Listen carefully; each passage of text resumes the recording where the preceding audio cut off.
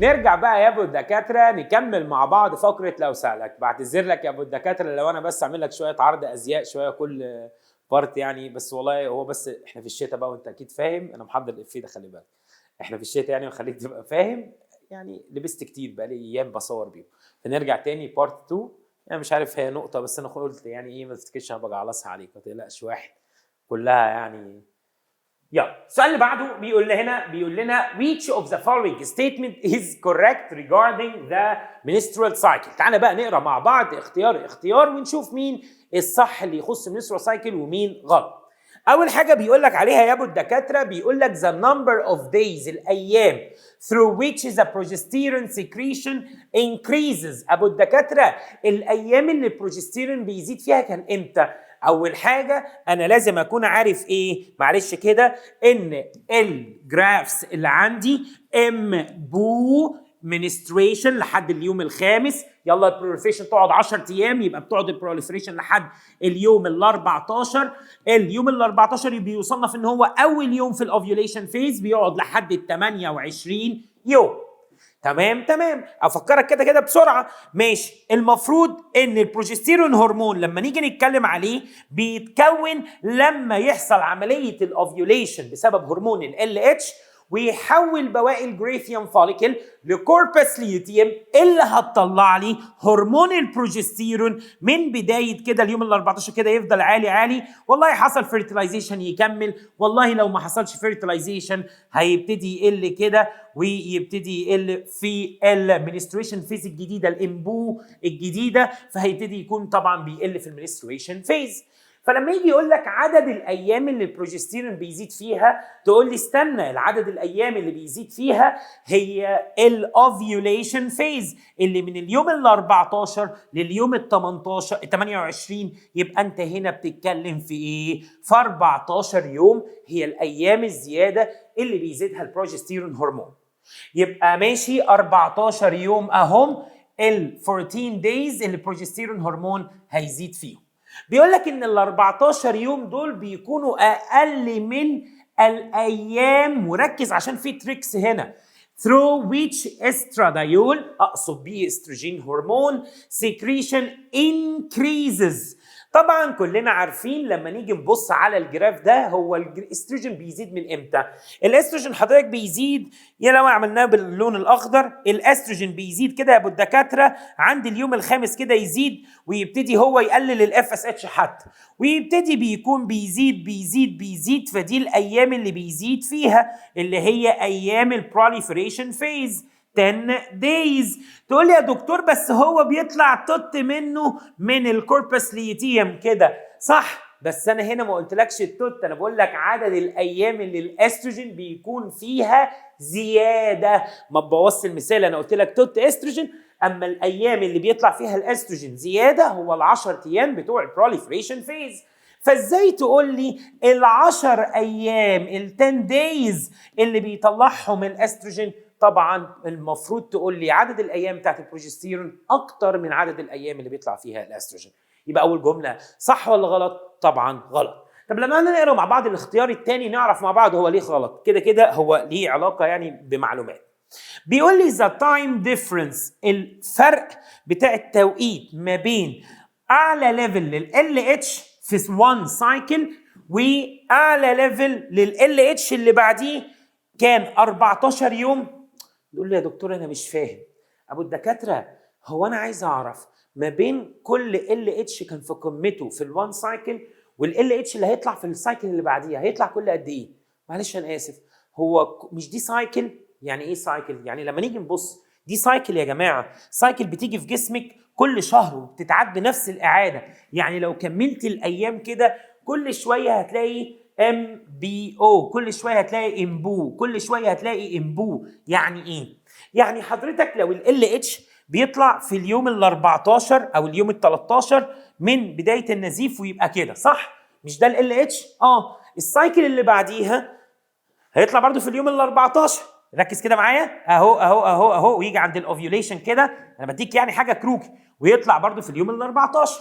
حضرتك لما تيجي تشوف، انا بفهمك بس نقطه مش عايز احفظها لك، ال اتش هنا والال اتش هنا من غير ما اعد الفرق ما بينه وما بينه 28 يوم.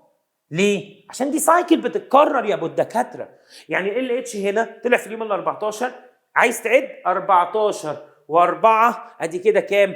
18 وال10 بتوع البروليفريشن يبقى 28 وهيطلع تاني. يعني قصدي اقول لك لو جه سالك في الامتحان، دي فكره سؤال ممكن تيجي، هو المنستريشن بيجي كل قد ايه؟ بيجي كل 28 يوم. هو البروليفريشن بتحصل عندي كل قد ايه؟ والله بتحصل كل 28 يوم. هو المنستريشن، البروليفريشن، الاوفيوليشن بتحصل كل قد ايه؟ كل 28 يوم. هو الاف اس اتش بيعلى كل قد ايه؟ كل 28 يوم. يعني ما هو من اليوم الخامس وهيعلى في اليوم الخامس اللي بعديها، اللي بيمر هنا ب 28 يوم. فازاي تجيب لي في الاختيارات ان فرق التوقيت ما بين اعلى قمه لل اتش في 1 سايكل والسايكل اللي بعديها the following 1 14 يوم؟ الكلام ده غلط طبعا. دي سايكل بتحصل كل 28 يوم وبتتكرر كل 28 يوم بتتكرر. فهمتها كده؟ عرفت ليه هي غلط؟ معلش استحملني. طب يا ترى المينسترال سايكل it includes 3 هرمونز؟ تقول لي لا دي بسرعه بقى غلط، ان انا عارف ان هم اف اي ال بي اف اس اتش استروجين ال اتش بروجستيرون، دول 4 هرمونز في السايكل مش 3 سايكل. تعال بقى نشوف اخر اختيار، ده الوحيد اللي هيبقى صح. بيقول لي the response of pituitary gland is affected by the level of sex hormones in the blood. واحده الكلام ده صحيح؟ طبعا صحيح. ليه؟ لما تيجي تبص في الجراف اللي انا عامله لك كروكي ده، المفروض الاف اس اتش كان بيطلع امتى؟ والله القمه بتاعته في اليوم الخامس. القمه بتاعته الاف اس اتش هنا لما تيجي تبص على الاف اس اتش هتلاقيه البيك بتاعته هتلاقيها في اليوم الخامس. دي البيك بتاعت مين؟ الاف اس اتش هرمون. تلاقي مين اللي خلى الاف اس اتش هرمون يقل؟ استنى يا دكتور. وانس ان لقيت ان الاستروجين ابتدى يطلع، والاستروجين بيبتدي يطلع، مش ده اللي بالاخضر ده الاستروجين، والاستروجين بيطلع عمل انهبت للاف اس اتش وخلاه ينزل. والكلام ده احنا عارفينه، سواء استروجين سواء لما البروجستيرون طلع برضه عمل انهبيشن. بص البروجستيرون اول ما طلع عمل انهبيشن لل اتش والاف اس اتش. يعني عايز اقول لك يا ترى بص الافكار في كل جمله، انا ممكن اكروتها لك، انا بفهمك. ماشي، يبقى الريسبونس اوف بيتيتري جلاند، رد فعل البيتيتري جلاند، افرازات البيتيتري جلاند بتتاثر بالليفل بتاع السكس هرمونز. طبعا، بدليل ان لما الاستروجين بيطلع بيعمل انهبت للاف اس اتش.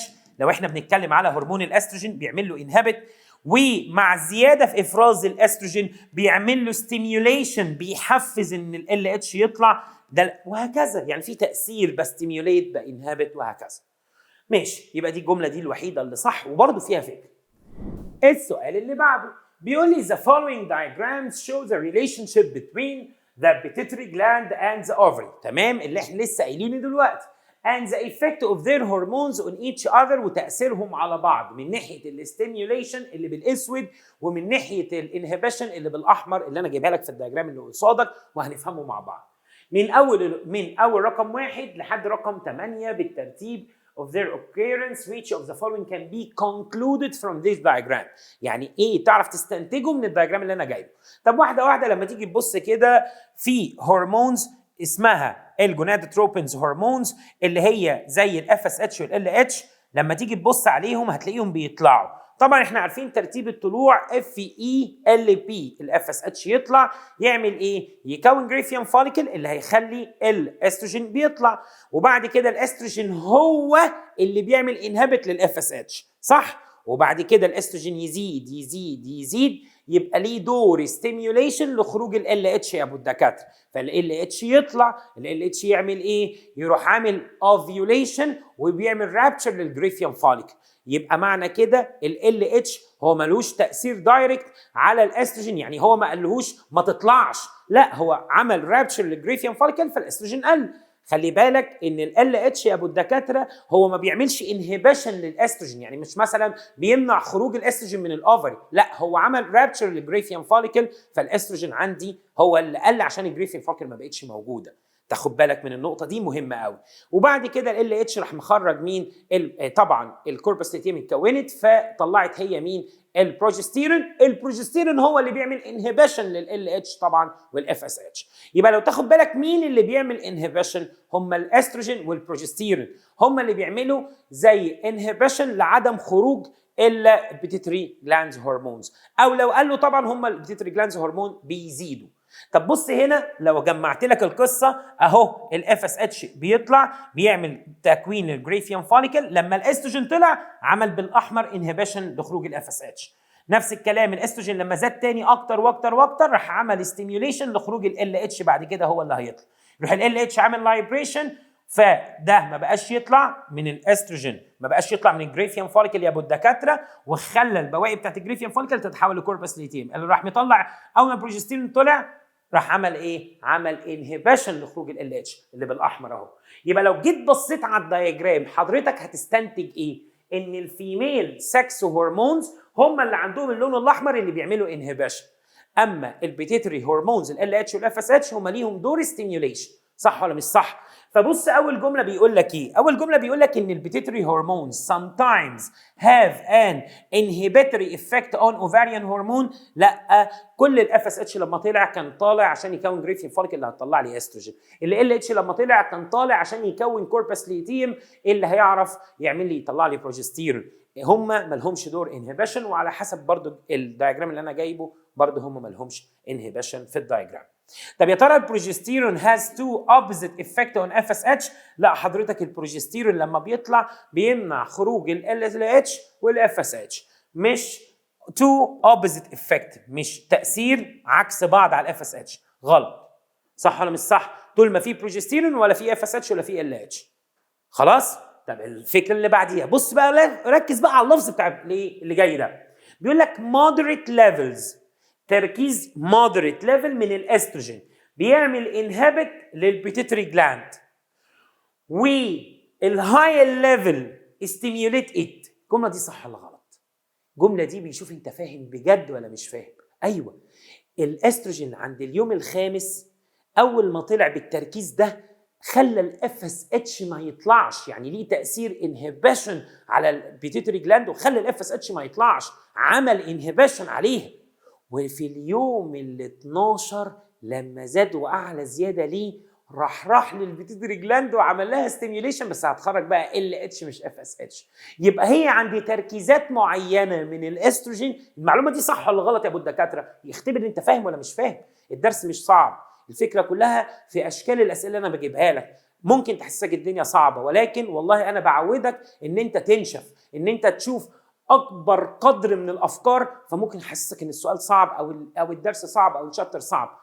انا مش عايز اسهل لك الدنيا، انا ربنا يعلم انا بسهل لك المعلومه، وانا بحاول على قد ما اقدر ان انا اسهل لك المعلومه اللي انت تاخدها، ولكن انا ما استبخلتش عليك معلومه. فالاسئله دي كلها يا جماعه مش الطبيعي ان انت هتقولها في الشرح، انت بتطبق عليها افكار الشرح. فاهم؟ انا مش عايز اسيبك لوحدك بس. طب تعالى نقرا كده الجمله دي تاني. المودريت ليفل من الاستروجين ايوه بيعمل انهبت للبيتيتري جلاند ويقول لها ما تطلعيش اف اس اتش، والكلام ده احنا شفناه بدليل القمه بتاعت الاف اس اتش كان عند اليوم الخامس، ومن بعد اليوم الخامس ابتدى الاف اس اتش يقل بسبب لما الاستروجين ابتدى يطلع. ايه اللي حصل؟ اول ما الاستروجين ابتدى يطلع هو اللي عمل انهبيشن عند التركيز ده، عمل تركيز الاستروجين هنا عمل انهبيشن للاف اس اتش، وعند التركيز في اليوم ال 12 من بدايه النزيف لو تاخد بالك عمل ستيميوليشن لخروج ايه؟ ال اتش. فبالفعل وايل هاي ليفلز عندي تركيز عالي من الاستروجين، عمل ستيميوليت للبيتيتري جلاند ان هي تخرج ال اتش. الكلام ده كله بقى موجود في كتاب الوزاره؟ لا، موجود على الجراف، انت بتستنتج. يبقى دي جمله طبعا صح.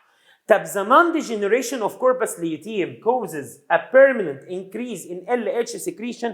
الكلام ده طبعا غلط. ليه؟ لو حصل non-degeneration للcorpus luteum معناها ان هو ما تحللش فمعناها ان هو هيفضل يطلع بروجستيرون هرمون، واحنا عارفين ان كل ما البروجستيرون هرمون عالي في جسمك معناها ان انت حامل، فموقفين الاف اس اتش والال اتش، موقفين عندك المنسترال سايكل خالص، ومنحافظ على ثيكنس اوف اندوميتريوم. يبقى ازاي تقول لي عدم ديجنريشن للكوربس لوتيم معناها ان لسه في بروجستيرون عالي في جسمك يسبب زياده في ال اتش؟ لا، طول ما البروجستيرون عالي هو مانع خروج ال اتش والاف اس اتش. كده انا فهمتك كل اختيار من دول عامل ازاي، ومعلش لو طولت عليك. السؤال اللي بعده بيقول لك a woman whose husband died on day 20 from the beginning of menstruation. الله يرحمه. بص يا ابو الدكاتره، كل الايام مرتبطه بالايه؟ بالمنسترويشن، يعني عشان احنا في الدرس ده فانا عايزك تصحصح معايا.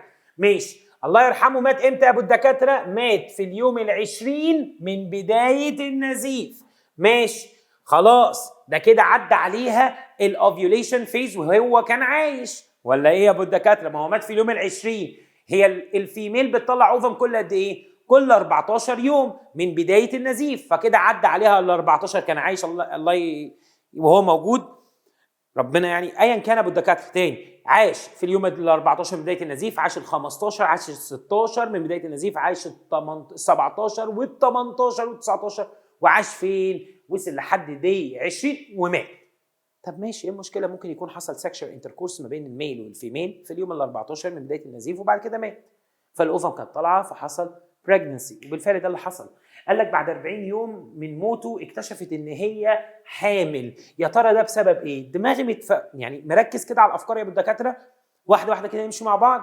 هو حصل كده بسبب الانتركورس، يعني السكس اللي هيحصل ما بين الميل والفيميل might have happened on day 9 اليوم التاسع من بدايه النزيف.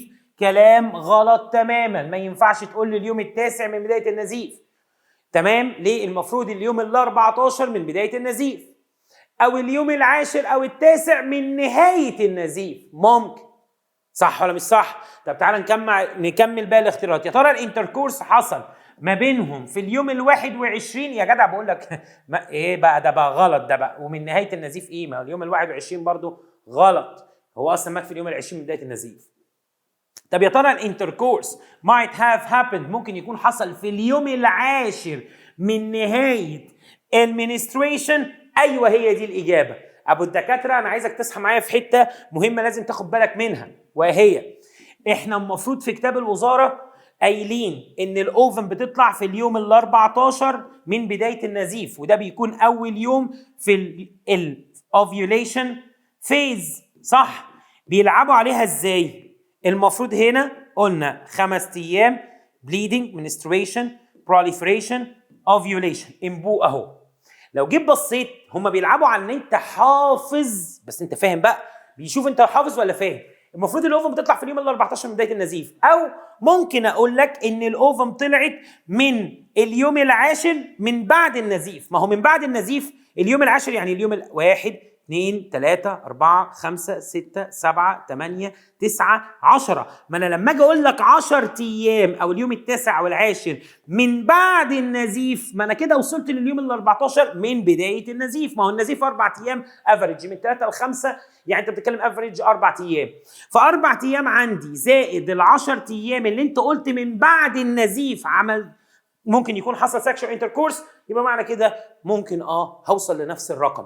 يبقى خلي بالك هو بيعتمد في السؤال ده ان هو يشتت انتباهك. عادي جمع معايا، يا اما اليوم ال 14 من بدايه النزيف الاوفم بتطلع، يا اما اليوم العاشر من نهايه النزيف الاوفم بتطلع. عادي برضه هيحصل لو حصل سكشوال انتركورس ما بين الميل والفيميل في اليوم العاشر من بعد النزيف، يعني معناها ال 14 من بدايه النزيف اللي عندك من beginning of bleeding او menstruation. الاثنين نفس المعنى.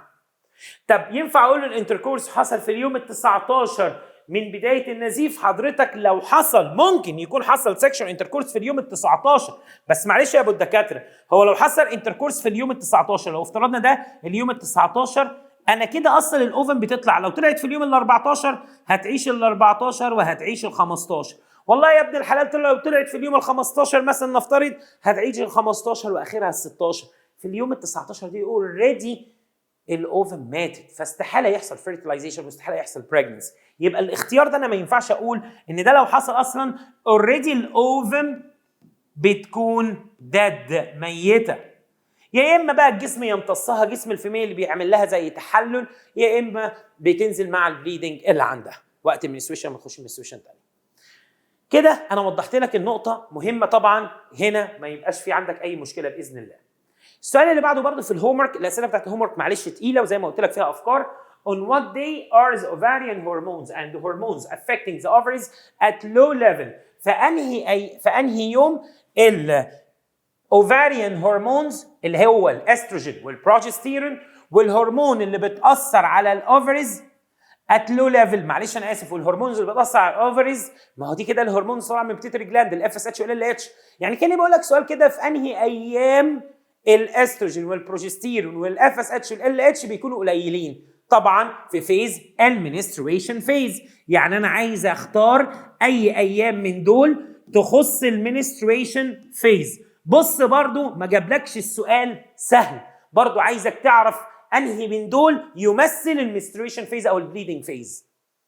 يا ترى حصل في اليوم ال 14 من بدايه النزيف؟ غلط تماما، عشان خلاص احنا فهمنا اليوم ال 14 من بدايه النزيف انا كده في الاوفيوليشن not menstruation.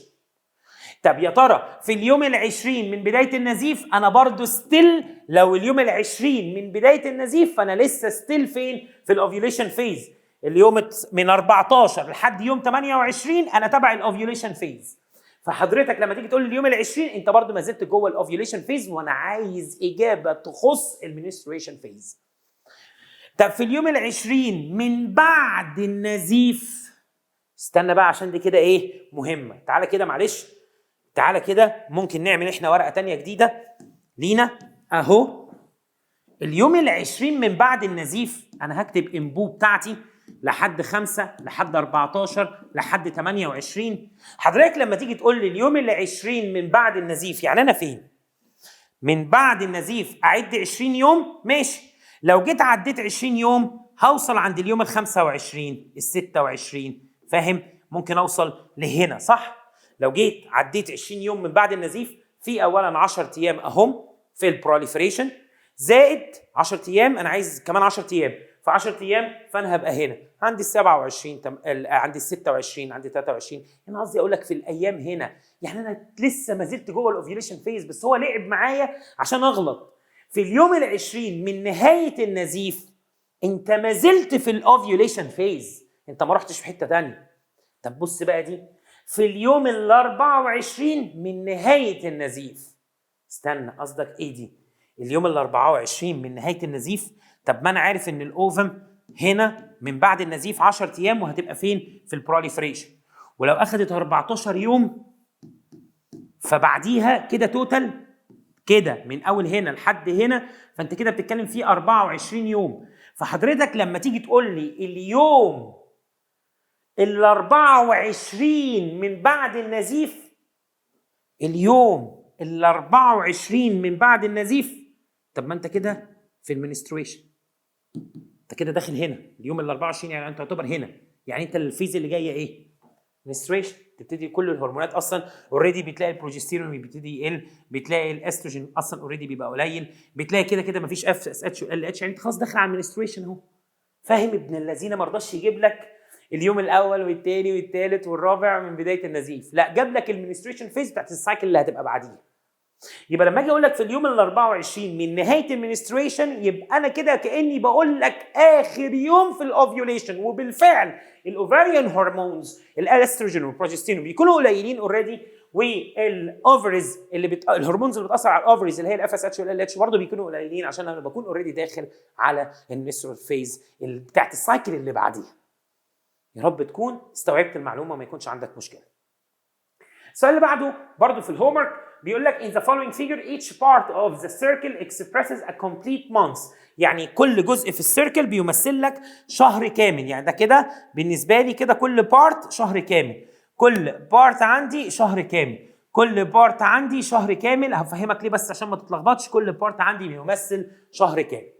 ماشي اهو expresses a complete month. ماشي تعال نكمل. which of the following choices expresses the breeding cycle؟ أنهي من ال following ده بيمثل ال breeding cycle في التايجر وفي الدوج females respectively؟ هو ابو الدكاتره، هو التايجر البريدنج سايكل بتجيله كل قد ايه؟ الفيميل اوف لاينز and female اوف تايجر بتجيلهم كل سنه مره، يعني بتجيلهم بعد 12 شهر، صح؟ فالفيميل اوف تايجر بتجيلهم بعد 12 شهر، فلو انت تمثل لك كل قطعه شهر فهنا 1 2 3 4 5 6 7 8 9 10 11 وكده 12 وهكذا. يبقى السايكل بتيجي كل 12 شهر هنا. يبقى رقم 2 ده يخص مين؟ التايجر، يبقى رقم 2. طب الكلب السايكل بتجيله كل قد ايه؟ فيميل اوف دوجز، فيميل اوف كاتس بتجيلهم كل 6 شهور، يعني مرتين في السنه.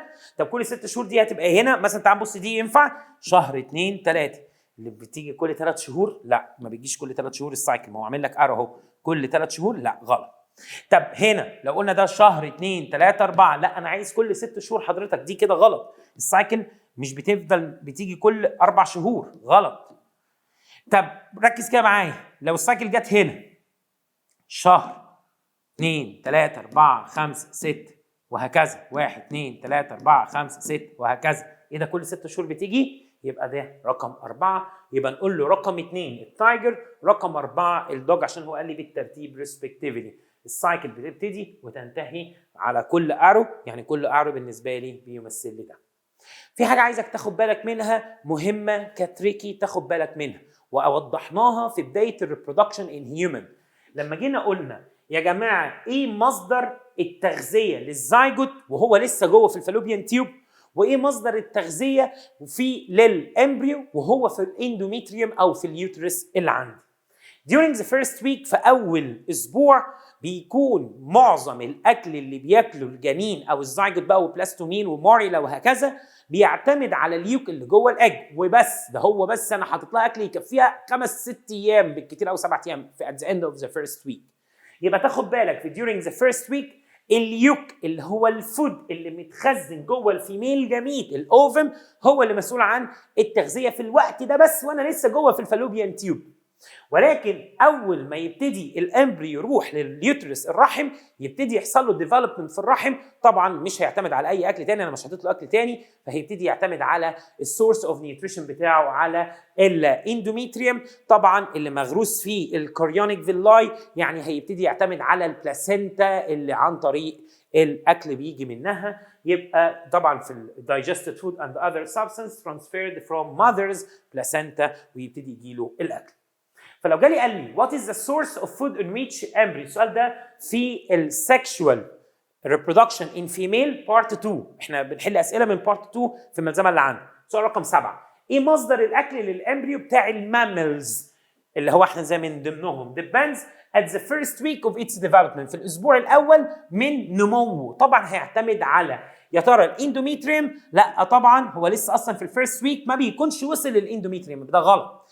من اللايننج اوف فالوبيان تيوب، بص يا ابو الدكاتره هو مينلي بيعتمد على اليوك، ولكن يعني في بعض الخلايا المفرزه بتكون في الفالوبيان تيوب برضه بتغذيه وبتساعد على ده، بس ده مش عليك اصلا خالص. فكده كده لو انا هقارن ما بين يوك ولايننج فدي طبعا تخسر بالنسبه لي، بس دي معلومه مني ليك. طبعا البلاسينتا بتكون اصلا موجوده في الرحم، انا اكون في الفيرست ويك انا ما زلت فين؟ في الفالوبيان تيوب. انا بقعد في الفالوبيان تيوب 5 ايام اكون الموريلا اللي هي بتتكون من 16 ل 32 خليه، وبعد كده يبتدي يحصل لها امبلانتيشن في الرحم تقعد لها يوم يومين. فعشان كده بنقول الموريلا بيحصل لها امبلانتيشن، بتتزرع جوه الاندوميتريوم بعد اسبوع، بعد 7 ايام. 5 ايام بتكون في اخر الفالوبيان تيوب تقعد لها يوم ليومين لحد ما ايه يحصل لها implantation between the folds of endometrium. يبقى طبعا انا هعتمد مش على البلاسينتا، انا هعتمد على السؤال اللي بعده بيقول لك what happens if the sperms reach the ovum on the 18th day، اليوم ال 18 من بدايه النزيف. والله يا باشا كان فيه وخلص، كان في اوفم طالعه في اليوم ال 14 او ال 15 من بدايه النزيف، بس هي كده كده مش هتعيش غير اليوم ال 14 وال 15. حضرتك وصلت يوم 18 فاحنا عارفين ان مش هيحصل ايه فيرتلايزيشن، وهيحصل عمليه بليدنج، هيجي لها عادي منستريشن السايكل الجاي. صح ولا مش صح؟ ماشي، تعال نشوف. occurrence of menstruation طبعا في نهايه السايكل هيحصل menstruation طبعا. يا ترى هيحصل fertilization؟ استحاله. بسبب موت السبرم بدري ولا بسبب ان الاوفم ماتت بدري؟ بسبب ان الاوفم ماتت بدري، ماتت يعني في الايام بتاعتها. The ovum completes its meiotic division. حبيب قلبي، الاوفم تكمل الميوتيك ديفيجن، يعني تكمل مايوسيس 2 اللي ناقصها لما يحصل عمليه الفيرتلايزيشن، مش at the moment of the entry of the sperm. يبقى ده طبعا عمره ما هيحصل، لان ما فيش اصلا اوفم هتكون عايشه، هتكون اوريدي ماتت. نو فيرتلايزيشن، دي انا هختارها على طول. بس بص السبب هنا ايه؟ نو فيرتلايزيشن بسبب ان الاوفم متحوطه بكود؟ لا، بسبب ان الاوفم ماتت، مش عشان هي متحوطه بكود.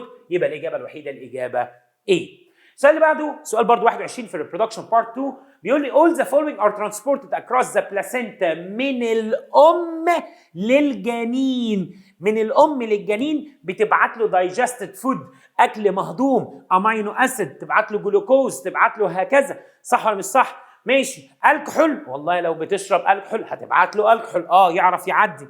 لو هي بتشرب الكحول، بتشرب سجاير نيكوتين، برضه هيعدي. بس عمر ما الام تبعت له ايه؟ waste products of the fetus. يعني ايه؟ يعني ده المفروض بيطلع من الجنين للام مش العكس. في بقى حاجه عايزك تاخد بالك منها يا ابو الدكاتره، انا عارف ان انت درستها قبل كده. كلنا عارفين ان المفروض الدم وهو طالع من الهارت رايح لاورجن، الدم ده بيكون شايل اوكسجينيتد بلاد، بيكون اوكسجينيتد بلاد بيبقى ماشي في الارتري رايح للاورجن اللي عندي، بيبقى ماشي في الارتري وبيكون اوكسجينيتد بلاد.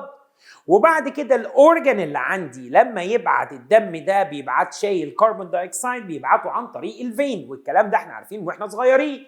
بس كنا واخدين بالنا من حاجه مهمه، ان ده كل الارتريز اللي في جسمنا بتكون شايله اوكسجينيتد بلاد، وكل الفينز اللي في جسمنا بتكون شايله دي اوكسجينيتد بلاد، يعني شايله بلاد فيه كربون دايوكسيد، ما عدا البالمونري ارتري والبالمونري فين. البالمونري ارتري والبالمونري فين بيكونوا دول الارتري والفين اللي رايحين لللنجز. فالارتري اللي رايح لللنجز هو بيكون رايح شايل كربون دايوكسيد، عايز يروح لللنجز عشان تديله هي اكسجين عن طريق الفين. فكنا بنقول ان العكس فين؟ عند اللنجز. والله يا ابن الحلال عايزك تبقى واخد بالك ان اللي بيبقى شايل اوكسجينيتد بلاد هو الفين اللي جاي من عند اللنجز. الفين، انا اسف، الفين اهو، الفين اللي بيكون جاي من عند اللنجز، الفين اللي بيكون جاي من عند اللنجز هو اللي بيكون شايل الاكسجين، يعني هتلاقي لونه احمر اوكسجينيتد بلاد. ولكن الارتري اللي رايح لللنجز هو رايح حضرتك لللنجز عشان يديها الكربون دايوكسيد اللي شايله عشان هي تديله اكسجين. يعني قصدي اقول لك ايه؟ لو تاخد بالك ان البالمونري ارتري والبالمونري فين، يعني هنا الارتري شايل كربون دايوكسيد وهنا الفين شايل اكسجين. تمام. اما باقي جسمنا اي ارتري بتلاقي فيه شايل فيه اكسجين والفين هو اللي شايل فيه كربون دايوكسيد، ما عدا البالمونري ارتري والبالمونري فين. البالمونري ارتري هنا بيكون شايل كربون دايوكسيد، يعني بنقول عليه دي اوكسجينيتد بلاد. البالمونري فين هنلاقي اللي جاي، الفين اللي جاي من عند اللنجز اكيد جاي من عند اللنجز، يبقى هو شايل ايه؟ اكسجين، فبنقول عليه اوكسجينيتد بلاد. طب ده شبيه لمين؟ لسه واخدينه عند الام، اخاف بس لا يجيبوا لك في الامتحان فبديك معلومه. الامبليكال كورد. الامبليكال كورد اللي بيبقى الجنين مكونه، الحبل السري، بيكون جواه مين؟ طبعا بيكونه عن طريق الامنيون. بيكون جواه مين؟ بيكون جواه ارتري وفين. بس الارتري اللي طالع من القلب بتاع الجنين رايح للبلاسينتا، ايه اللي بيحصل فيه؟ بيكون شايل الكربون دايوكسيد بتاع الجنين. فبرضه الارتري بتاع الامبليكال كورد برضه بيكون شايل ايه؟ كربون دايوكسيد. والعكس في الفين برضه بيكون شايل اكسجين. يبقى انا عايز اوضح لك نقطه، ان الدي اوكسجينيتد بلاد اللي هو بيكون بلاد شايل جواه كربون دايوكسيد مش اكسجين، بنقول عليه دي اوكسجينيتد بلاد. بيكون ماشي فين؟ بيكون ماشي في البالمونري ارتري والامبليكال ارتري، ولكن موجود في الفينز. في باقي جسمي موجود في الفينز، ده هنا انا بديها الاكسبشن بس. طب الاكسجينيتد بلاد المفروض الطبيعي الاكسجينيتد بلاد بيكون ماشي فين؟ في الارتري. في كل جسمي الارتري هو اللي ماشي فيه الاكسجينيتد بلاد. ولكن الاكسجينيتد بلاد في الفين والفين بتوع الامبليكال كورد والبالمولري فين بيكونوا شايلين اوكسجينيتد بلاد، مش بيكونوا شايلين دي اوكسجينيتد بلاد. يعني هي دي بس النقطتين اللي انت تاخد بالك دول الاكسبشن. الباقي بقى كله لازم تكون عارف. تقول لي اكون عارف ايه؟ ان الدي اوكسجينيتد بلاد لازم تكون عارف ان الدي اوكسجينيتد بلاد في كل جسمي ما عدا دول بيكون ماشي في الفينز. والله الاوكسجينيتد بلاد يعني البلاد بيبقى شايل اكسجين، المفروض في كل جسمي ماشي في الارتري. دول الاكسبشنز، دول الاكسبشنز يا ابو الدكاتره. تكتبها كده عندك تاخد بالك منها لو سمحت. فهنا بقى السؤال بيقول لك ايه؟ بيقول لك if you know that the blood transport from the embryo to the placenta through the artery of the umbilical cord. عارفين ليه؟ معلش برضه عايز اوضح لك نقطه. عارفين ليه الارتري والفين معكوسين؟ عشان انا بالنسبه لي البلاسينتا دي شبيهه لللنجز، فانا برضو انا ببعت لها الارتري شايل كربون دايوكسيد وباخد منها الاكسجين عن طريق الفينز، شبهيه لللنجز زي برضو البالمولري ارتري والبالمولري فين. برضو قلت اوضحها لك ليه، يعني هما زي بعض.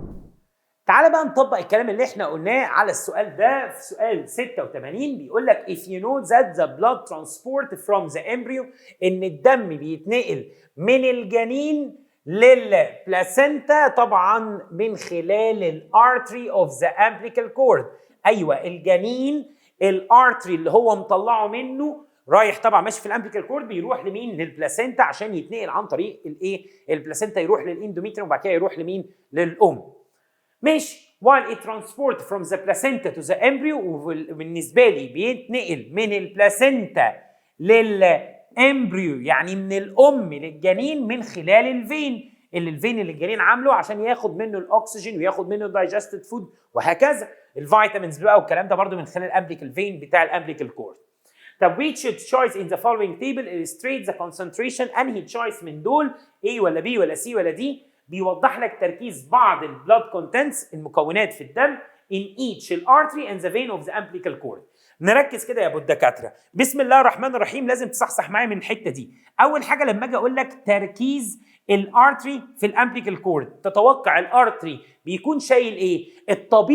الطبيعي اي ارتري ماشي في جسمي بيكون شايل اكسجين او اوكسجينيتد بلاد، صح. ولكن الارتري في الامبليكال كورد قلنا العكس، بيكون شايل الكربون دايوكسيد والويستس من الجنين عايز يوديها للبلاسينتا عشان تطلع ناحيه الام تعمل لها اكسكريشن.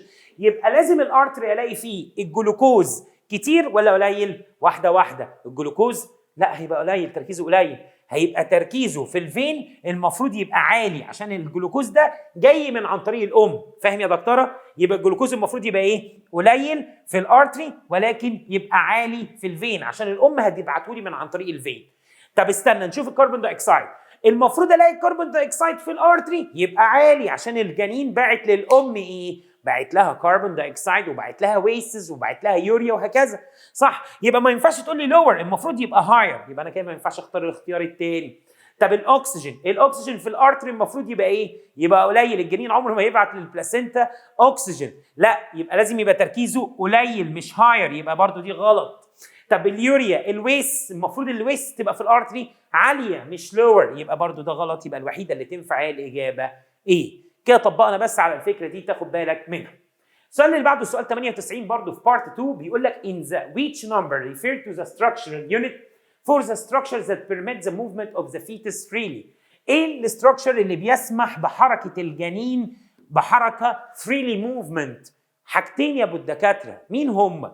اول حاجه الحبل السري اللي بيبقى طوله بيوصل about 70 سم يساعد في حركه الجنين الامبليكال كورد. ده غير ان في امنيوتيك فلويد برضه بيخليه يعرف يتحرك ويسهل حركته جوه الرحم.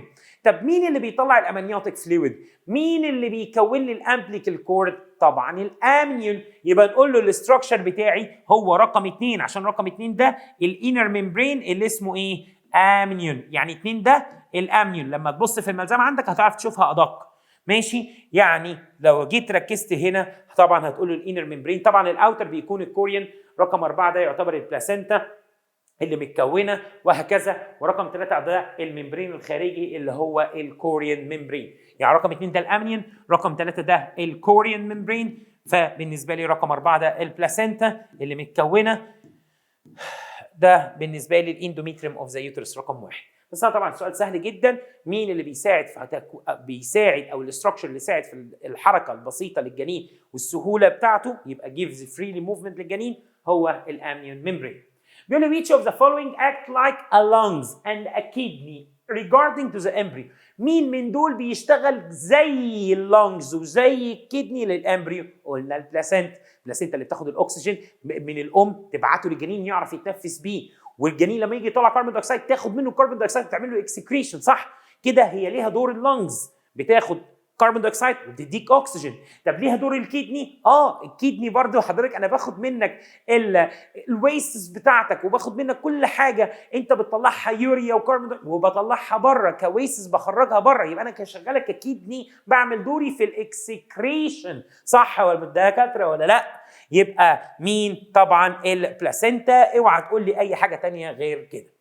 البلاسينتا function act as a respiratory digestive، عشان طبعا بالنسبه لي نيوتريتيف، بتاخد الدايجستد فود وبتنقله، فبالنسبه لي ده ليها دور في، يعني هي مديالك الاكل مهضوم حضرتك، البلاسينتا بعت لك الاكل مهضوم كانها هي هضمته لك، هي اللي غذتك، صح؟ بتخرج لك الويست بتاعتك، يبقى هي دول ليها دور في الاكسكريشن اللي عندك. السؤال ده برضو عبيط جدا بس شكله يخضك، برضو موجود عندك في الهومورك سؤال 103. بيقول لي study the opposite figure that expresses the role of placenta during pregnancy then conclude دور البلاسينتا يعني وقت البريجننسي الحمل، واستنتج x و y ممكن يكونوا ايه. x ماشي في عند الام بس ما بيعرفش يروح للايه؟ للامبريو، ماشي. وانا عارف مين اللي ما بيعرفش ما بيختلطش؟ red blood cells. blood is not mixed، الدم بتاع الجنين والام ما بيختلطش. طب بص كده، عند اكس عند الامبريو برضو ما بيختلطش، يعني ما بيعديش البلاسينتا، اللي بيعدي واي، اللي بيعدي واي، يبقى واي ده ممكن يكون اي حاجه بتعدي بقى، ويسس وهكذا، او اكسجين او كربون دايوكسيد. المهم اللي ما بيعديش مين؟ هو البلاد از نوت ميكسد ما بين المذر والامبريو. يبقى انا متاكد ان اكس ده لازم يكون مين؟ اكس ده انا متاكد ان هو لازم يكون ايه؟ ريد بلاد سيلز او بلاد. ووتر، لا الووتر بتعدي، انا هنا ببين لك ان اكس ما بيعديش. اكسجين، لا الاكسجين بيعدي. جروث هرمون ده كده كده بره عني القصه دي. ريد بلاد سيلز، ريد بلاد سيلز. طب استنى، واي ممكن يبقى مين؟ ممكن يبقى ووتر. والله الووتر بتمشي من الجنين تروح للام، الزياده طبعا. والله الجنين محتاج ميه، الميه ما هو كله بيمشي بالديفيوجن، والله اللي عنده زياده هيودي للي ما عندوش، والله هو اللي عنده زياده هيودي للي ما عندوش، كله بالديفيوجن الحركه. يبقى ووتر تنفع، ووتر تنفع. ما ينفعش برضو هنا اقول لك كربون دايوكسيد تنفع، خلي بالك ليه؟ ان واي بيطلع من الجنين يروح للام، واي بيطلع من الجنين لو كربون دايوكسيد يروح للام، بس ينفع الام عند واي برضو اللي متكرره تبعت له كربون دايوكسيد؟ استحاله. يبقى حركه الكربون دايوكسيد ما ينفعش يبقى العكس، ما ينفعش تقول لي هنا كربون دايوكسيد. يعني انا بقول لك ليه، هو كده كده جروث الهرمون ما بيعديش، ولا برضو كربون دايوكسيد ينفع نقول ان هو واي. يبقى الاجابه الوحيده اللي تنفع ريد بلاد سيلز وووتر. برضو الاسئله سهله وعبيطه، ابتدت تسهل يعني. انزا اوز، انا حاسس بيك والله عمر ما ربنا يضيع تعبك، برضو افضل اقولها لك كل محل. الاسئله مش سهله بس فيها افكار كتيره. انا مش عايزك تبقى عارف، يعني بشتغل على كل المقاييس. اللي عايز يقفل وربنا يكرمه ويركز معايا هيركز في كل الافكار ده ويتبسط من المعلومات. وانت يا سيدي لو انت كل واحد ليه امكانيات، انت على الاقل بتسعى وبتجتهد. والله يا عم افتكرت 50% 70% 80% من افكار رضا كده كده. وقت الامتحان لما تكون مركز ومعاك الكتاب، لو في معلومه واقعه منك او هكذا، باجتهادك وكرم ربنا هتوصل. يبقى انا اعمل لك كل اللي انت عايزه وانت اعمل بقى اللي انت عايزه، بس اوعى يعني تستهتر. والله انا عارف احنا بنحل كتير مع بعض وده لهدف ليك انت. بيقول لي في ذا اوبزيت فيجر ستيج واي دي باين قوي ان دي موريلا مثلا حصل لها امبلانتيشن، وهيبتدي دلوقتي تكون بقى ايه؟ الكوريون والاميون والامبريو يحصل له ديفرنشيشن في الخلايا بتاعته، التيشو يحصل لها ديفرنشيشن، يحصل تكوين للاورجنز. مهم يعني دي في الرحم. وده انا جايب لك عمليه ايه؟ بص وركز، دي عمليه الفيرتلايزيشن. عرفت منين؟ والله دي السكندري اوسايت اهي، وانت جايب لي هنا الفيرست بولار بادي، وجايب لي لحظه اختراق الايه؟ اول سبرما هيخش اهو. يبقى انت كده جايب لي عمليه fertilization اللي بتحصل في الف فالوبيان تيوب، اما ده طبعا في اليوترس. ماشي. ايه ستيج واي اللي هو بتحصل في اليوترس امبريونيك؟ هنا امبريو بيحصل له development embryonic development inside الايه؟ اليوترس. اما هنا هنا fertilization بس inside الفالوبيان تيوب. طب ايه اللي بيميز واي عن اكس؟ واي مختلفه عن اكس في كل دول ما عدا حاجه، يعني مختلفه في نوع الانقسام. ابص، هو اكس مختلفه في نوع الانقسام عن واي. اولا اكس المفروض ده هيبقى زايجوت، لما بيجي ينقسم بينقسم ايه دلوقتي؟ اللي هيحصل هنا ايه؟ هيحصل مايوزس 2. هيحصل مايوزس 2 عشان يبقى اسمها سكندري اوسايت ويحصل عمليه الفيرتلايزيشن فتبقى بالميتوز ديفيجن. طب واي ايه اللي بتعمله؟ بتعمل مايوزس ولا ما بتعملش غير مايتوزس؟ يبقى ما بتعملش غير مايتوزس، يبقى نوع الانقسام مختلف ما بينهم هما الاثنين. واي بتعمل مايتوزس ديفيجن، واي بتعمل مايتوزس ديفيجن اونلي عشان تعمل لي الامبريو.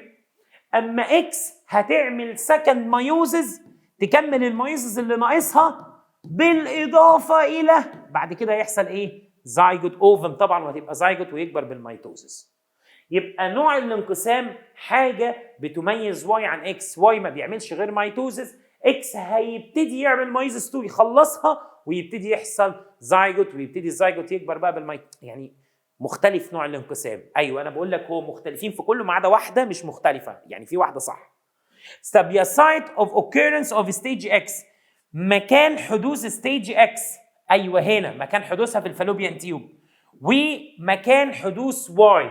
السايت اوف اوكيرنس اوف واي واي مختلف عن اكس في مكان الحدوث. دي بتحصل في الرحم، العمليه بتاعت الفيرتلايزيشن بتحصل في الفالوبيان تيوب. يبقى صح ان برضو دي بالنسبه لي حاجه غلط. من الاخر واي مختلف منها عن اكس، يبقى انا عايز اشوف حاجه متشابهين فيها. طب يا ترى الهاي بروجستيرون ليفل اند لو اف اس اتش كونسنتريشن، يا ترى هم متشاركين في نسبه البروجستيرون العالي واللو اف اس اتش؟ طبعا، ان طالما انت وصلت للشكل ده يبقى انت بتوصل له في اول وتاني وتالت يوم في عمليه الاوفيوليشن فيز. صح؟ هو الفيرتلايزيشن بيحصل امتى؟ لما الاوفم تطلع من الاوفري. يعني بتطلع امتى؟ السكندري اوسايت يعني والفيرست بولار بادي اللي هي الاوفم، يعني لما تطلع من الاوفري تطلع في اليوم ال 14 من بدايه النزيف، ويحصل عمليه الفيرتلايزيشن معاك يوم ليومين. يعني معاك ممكن الشكل ده في اليوم ال 16، صح؟ في اليوم ال 16 الشكل ده انا اشوفه، او 15 اشوفه، او ال 14. يعني قصدي تبع الاوفيوليشن فيز، يعني قصدي اقول لك ان البروجستيرون هيبقى عالي ولا قليل؟ هيبقى عالي.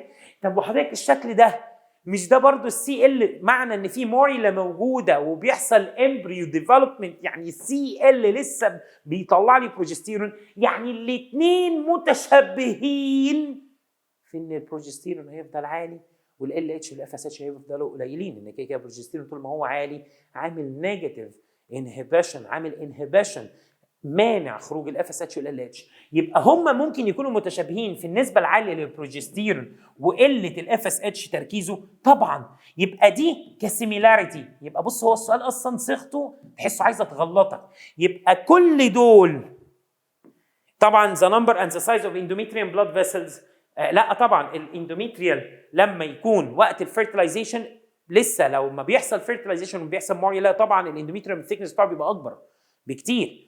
فاهم؟ فالثيكنس النمبر والسايز بتاع الاندوميتريوم بلاد فيسل، ما هو البلاد فيسل دي يا جماعه هي اللي بتعمل الثيكنس. كل ما زاد عددها وحجمها معنى كده ان طبعا ده بيكون زياده قوي هنا عند واي مختلف عن اكس. اكس انا لسه بعمل فيرتلايزيشن، فالثيكنس برده ما زال البروجستيرون هيفضل يطلع بس برده الثيكنس اكيد هنا بيبقى اكتر من هنا، فعمرهم ما يكونوا متشابهين. هنا هتلاقي واي اعلى من اكس. فانا بقول ان نوع الانقسام مختلف، مكان حدوث الفيرتلايزيشن ومكان حدوث الامبريونيك ديفلوبمنت او الامبري امبلانتيشن مختلف، عدد وحجم الاندوميتريوم بلاد فيسلز اللي ماشيه في الاندوميتريوم اللي بتخلي الثيكنس عالي طبعا في واي اعلى من اكس. الحاجه الوحيده اللي مش مختلفه فيهم واللي انا بقول لك كل الاكسبشن اللي هي رقم سي، دي اصلا نقطه تشابه ما بينهم، ان الاثنين هتلاقي البروجستيرون عالي والاف اس اتش او ال اتش بيكونوا قليلين. السؤال اللي بعده بيقول لك the opposite figure represents the two faces of the placenta، يعني دول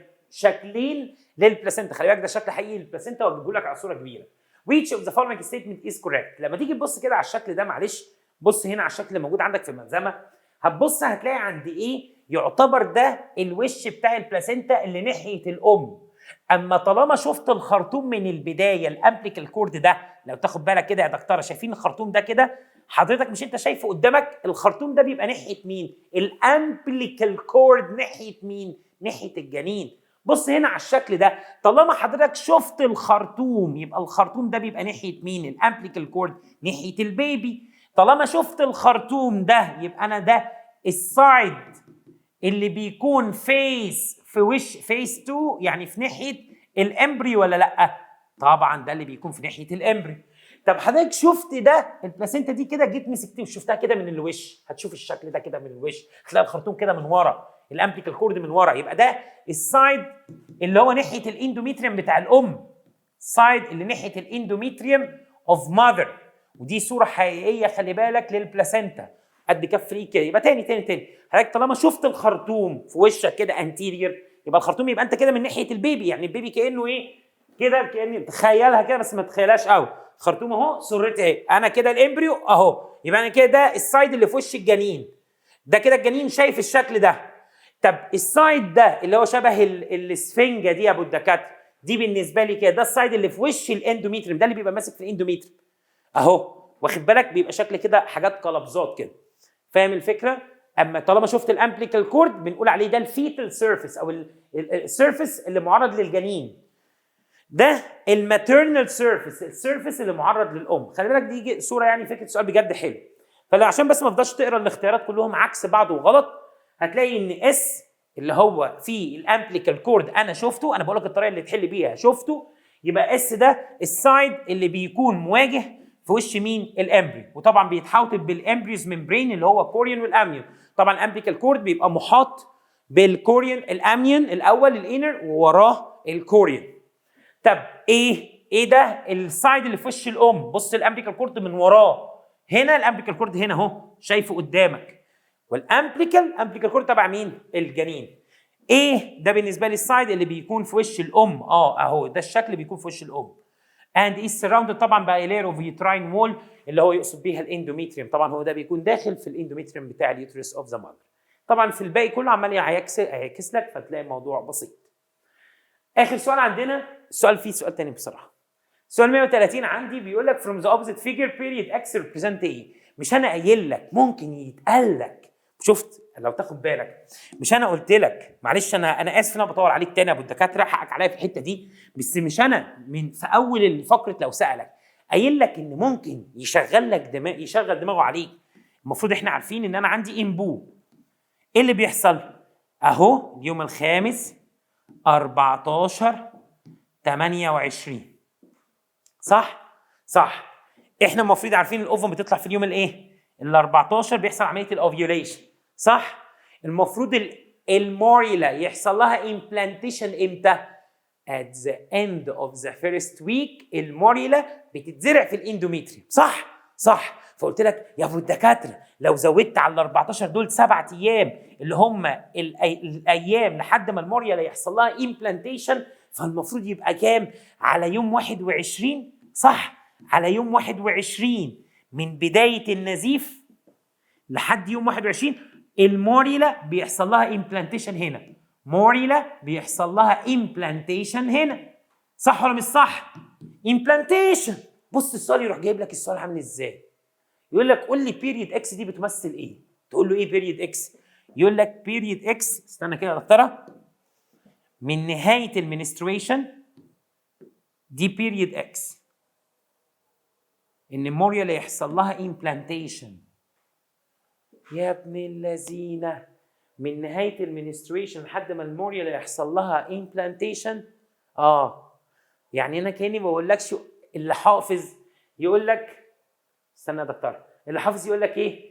انا المفروض مش هو يوم 21 من بدايه النزيف؟ ايوه قلت لك بقى من نهايه النزيف. طب ما هو النزيف بيقعد قد ايه؟ من 3 ل 5 ايام صح؟ شيل يا عم 5 ايام من هنا، شيل 4 ايام من هنا، شيل 3 ايام من هنا، ولو لو شلت 4 ايام هيبقى الرقم كام؟ 21 هيبقى 20 19 18 17. شلت 4 ايام الافريج. بص على الاختيارات اللي عندك. 12 بعيده قوي، 9 بعيده قوي. احنا قلنا كام؟ 17 صح؟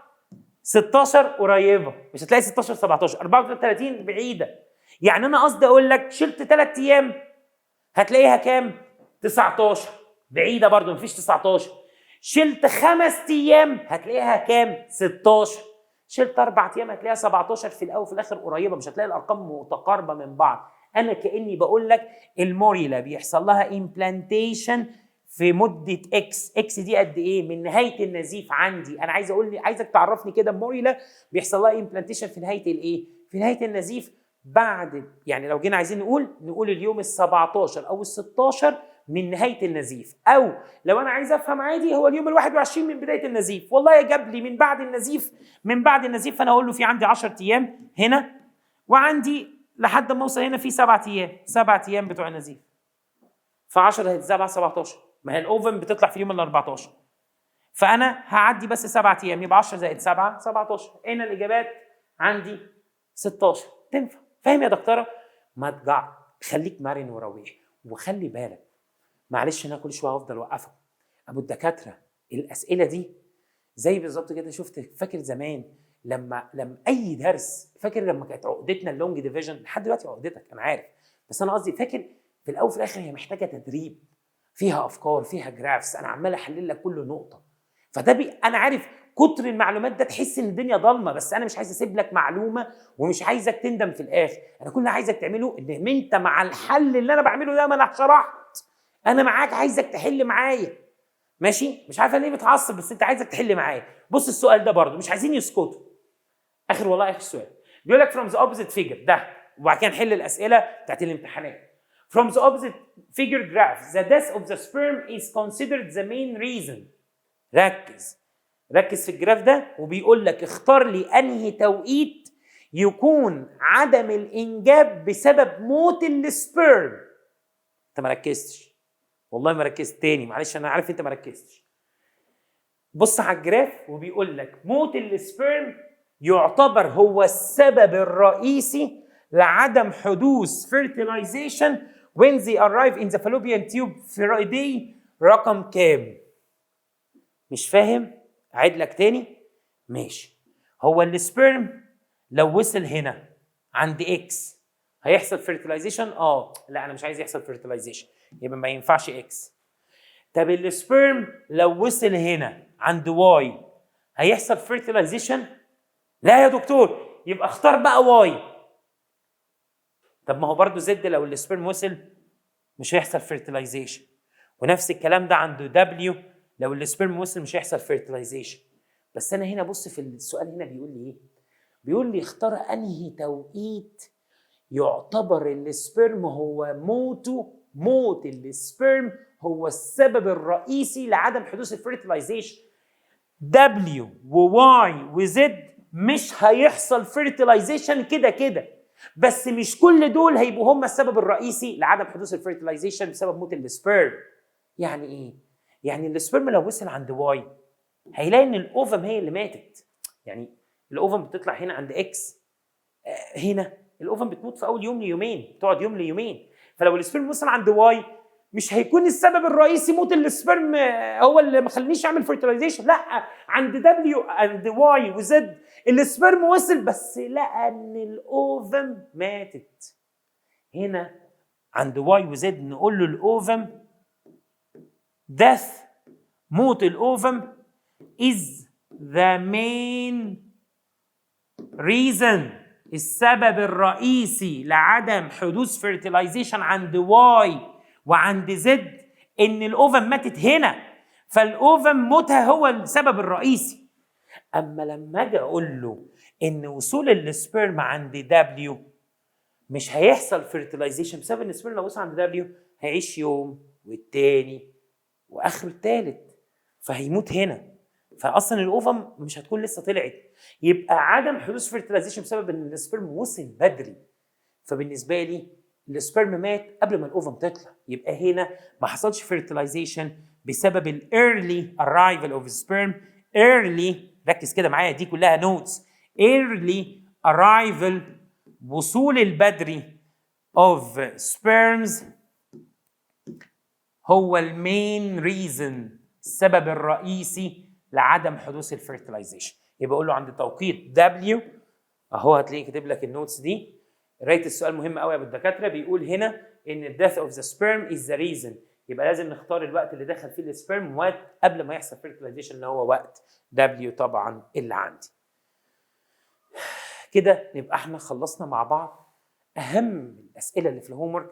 اعتقد انت شايف بنفسك مستوى الاسئله في الهومورك موجود اسئله من جميع المصادر يا ابو الدكاتره، فهتلاقي حتى الاسئله اللي موجوده في الاكسترنال سورسز مش هيكون لها اي لازمه دلوقتي، هنعملها لك في الحصه الجايه. بس لو في اي اسئله، احنا معانا اصعب الليفلز بتاع الاسئله، كل معظم الاسئله يعني بتاعت الكتب الخارجيه يا ابو الدكاتره نكون احنا اوريدي مؤكدين على كل افكارها عشان ما ازودلكش في عدد الاسئله.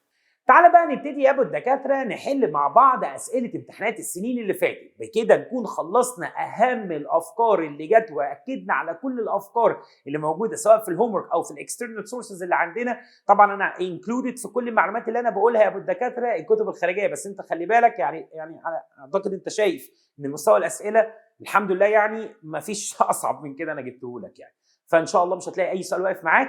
تعالى بقى نشوف مع بعض حل اسئله امتحانات السنين اللي فاتت ونطبق مع بعض، وان شاء الله تلاقي كل حاجه تمام معاك. اول سؤال عندك جه في امتحان التجريبي الاولاني 2021، قال لك ذا فولوينج جراف بيمثل العلاقه ما بين عدد السبرم واحتماليه حدوث الفيرتلايزيشن للهيومن اوفم. عدد السبرم مبين لك اهو ان كل ما النمبر اوف سبرم بيزيد انا شايف ان في زياده للبروبابيلتي اوف فيرتلايزيشن، اهي علاقه دايركتلي بتزيد.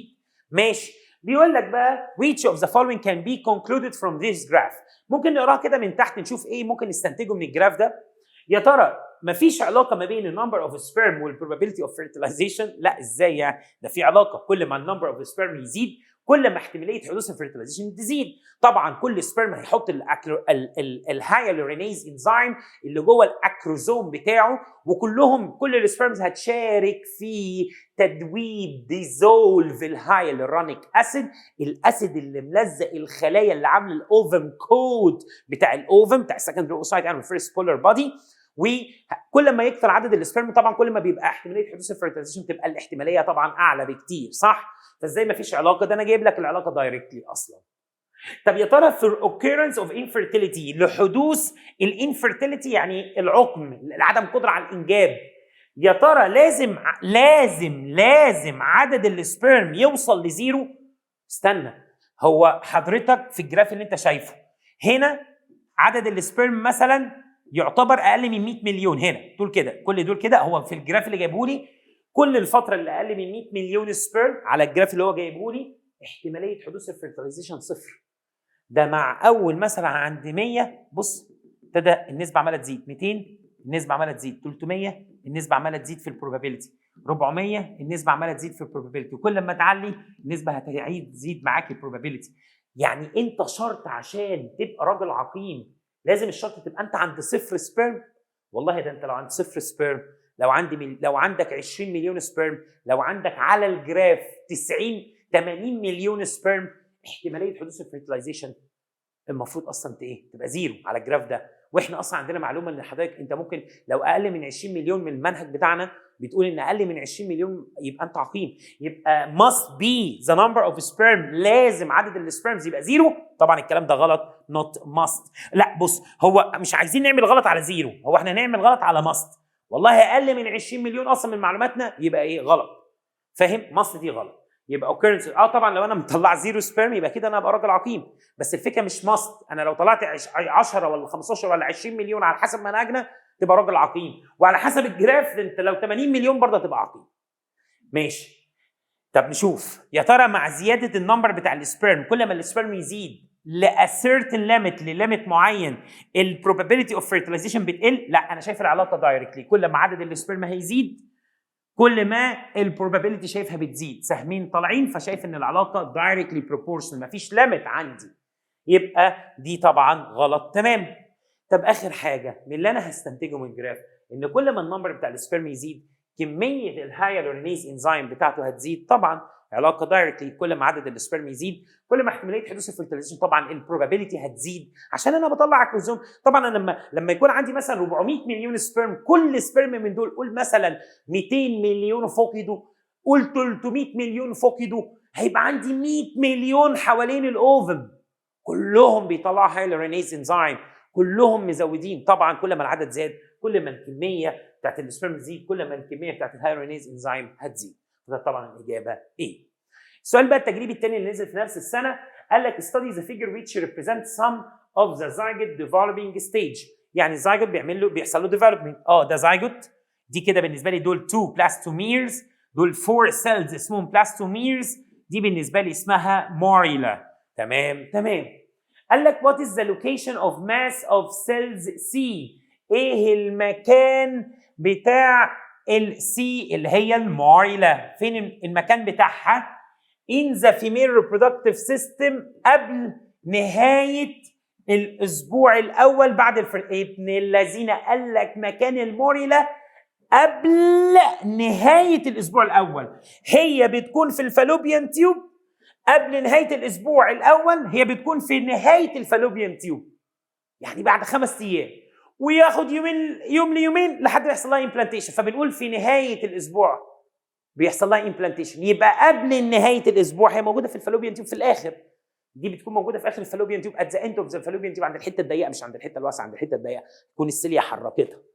يبقى at the end of the fallopian tube طبعا في نهايه الفالوبيان تيوب، والكلام ده احنا اكدناه اكتر من مره. الموريلا هتلاقيها فين؟ هتلاقيها طبعا في نهايه الفالوبيان تيوب، طبعا مش في اولها، مش في نص الفالوبيان تيوب. ما ينفعش تقول لي في الاندوميتريوم اللي انا قايل لك قبل نهايه الاسبوع الاول. عارف لو قال لي بعد نهايه الاسبوع الاول او at the end of the first week، يعني في نهايه الاسبوع الاول، فنهايه الاسبوع الاول كنت اختار اندوميتريوم. طالما قال لي قبل نهايه الاسبوع الاول يبقى انا هختار اخر الفالوبيان تيوب. وطبعا اللي خلاها تروح لاخر الفالوبيان تيوب ان هي الزيجوت ده كان موجود في اول تلت، ده برضو موجود في اول تلت، ابتدى بقى يبتدي ينقسم، يبتدي السيليا تحركها، وهي طبعا وهي بتتحرك وهي بتتحرك طبعا بتتحرك عن طريق السيليا والماسلز اللي موجوده جوه الفالوبيان تيوب. هنا بقى بيسالك سؤال: how many days have passed from the fertilization till the formation of figure B؟ يا ترى كام يوم عشان توصل لفيجر بي؟ السؤال ده خلي بالك برضو تبع الاسئله الامتحان التجريبي نفس السؤال. انا من زيجوت ل2 بلاستومير اخدت كام ساعه؟ 24 ساعه اللي هو 1 day. ومن 2 بلاستومير عشان ابقى اوصل ل4 سيلز اسمهم بلاستوميرز، 4 بلاستوميرز برضو هاخد 24 ساعه. يعني انا كده اخدت 2 days، يومين، صح؟ 48 ساعه، 48 hours، صح ولا مش صح؟ الاسئله بقت سهله صح؟ دي بالنسبه لنا بقت سهله. من زيجوت لبي انا عارف من ده لده باخد 24 ساعه، من ده لده باخد 24 ساعه، يبقى من هنا لهنا هاخد 48 ساعه. يبقى هختار 2 days او 48 ساعه، صح؟ طبعا يعني ده طبعا غلط، وانت بقى فاهم ان ده غلط اصلا. السؤال ده جه في الامتحان بقى دور اول 2021. Study the opposite graph which illustrates the concentration of some hormones in human female within 28 days. تمام، عارفه ده ال LH وده ال FSH. ماشي. Then determine what happens in case of بعد كده بقى what happens in case of arrival of sperms in the fallopian tube at the beginning of period Y. ايه اللي هيحصل لو السبرم وصل arrival of sperm في الفالوبيان تيوب في بداية period Y؟ هي فين period Y؟ period Y اللي هي يقصد بيها هنا menstruation، هنا proliferation، هنا ovulation. فكون انك تقول لي ان السبرم وصل في بدايه بيريود واي اللي هي البروليفريشن فيز، السبرم وصل هنا، ايه اللي هيحصل؟ طبعا مش هيحصل فيرتلايزيشن. تركز بقى معايا، هنا مش هيحصل فيرتلايزيشن بسبب موت الاوفم ولا بسبب موت السبرم؟ يعني السبرم لو وصل هنا هيعيش يوم، الثاني، الثالث، هيبقى انت رقم 8، لسه فاضل لك 14 يوم، لسه الاوفم ما طلعتش اصلا، فالسبرم هيموت قبل ما الاوفم تطلع، صح ولا مش صح؟ مش احنا لسه حالين سؤال شبيه ليه كده؟ يبقى يا ترى يحصل فيوجن للجميت؟ لا، هو حضرتك مش هيحصل فيرتلايزيشن اصلا. طب no fusion occurs between gametes؟ ماشي، no fusion occurs between gametes. occurrence of second meiosis division بيختبر بقى، انت فاهم ان السكند meiosis division للاوفم ما بيحصلش غير لما يحصل الاول fertilization عشان بعد كده يحصل سكند مايوزس، فما ينفعش اصلا ده ما حصلش فيرتلايزيشن اصلا. لو السبرم وصل في اليوم في بدايه بيريد واي مش هيحصل فيرتلايزيشن اصلا، فاستحاله يحصل مايوزس 2. طب secretion of hyaluronidase enzyme on the ovum، لا ولا في اي secretion هيطلع. no fertilization occurs, no fusion of gametes occurs. اللي هيحصل ان السبرمز هتموت die before the ovum is liberated. السبرمز هتموت من قبل ما الاوفم اصلا تتحرر من الجريفيان فوليك. طب بعد كده بقى في السؤال الدور الثاني في السنه دي. In front of you a part of female genital system which parts are essential for the stability of pregnancy inside the uterus. يا جماعه الثبات الحمل جوه الرحم معتمد على هرمون البروجستيرون. فاكرين كنت بقول لك ايه؟ بريجننسي لازم يبقى فيه بروجستيرون، طول ما البروجستيرون موجود طول ما البريجننسي زي الفل وستيبل، الحمل زي الفل. ليه؟ عشان البروجستيرون بيشتغل على الاندوميتريوم ويفضل على طول مودي اكل وكل حاجه للاندوميتريوم، على طول عمال يزود البلاد فيسلز اللي موجوده في الاندوميتريوم. يبقى هو بيشتغل على مين؟ على الاندوميتريوم. هنا هنا هنا هنا اللي هو دي، مش سي دي عضلات الرحم، دي اللي هو الاندوميتريوم. صح ولا مش صح؟ ماشي. يبقى ثبات الحمل معتمد على مين؟ والله معتمد على البي اللي هي الاوفري اللي هتطلع لي بروجستيرون اللي بيروح يشتغل على الاندوميتري. صح ولا مش صح؟ مش انا بريجننسي يعني بروجستيرون بيروح يشتغل على الاندوميتري، يبقى انا محتاج حاجتين عشان الحمل يكتمل ويبقى كل حاجه زي الفل. محتاج اندوميتريوم ومحتاج الاكتيف اوفري، عشان هو قال لي ان دي الان اكتيف، قال لي ان دي الان اكتيف يعني دي النشيطه اللي مطلعه الاوفم. ماشي، دي النشيطه اللي مطلعه الاوفم، دي الاكتيف، دي اللي هتلاقيها بتطلع عندها كوربس ليتيوم عمال يطلع بروجستيرون يشتغل على الاندوميتري، عمال يطلع بروجستيرون بيشتغل على الاندوميتري.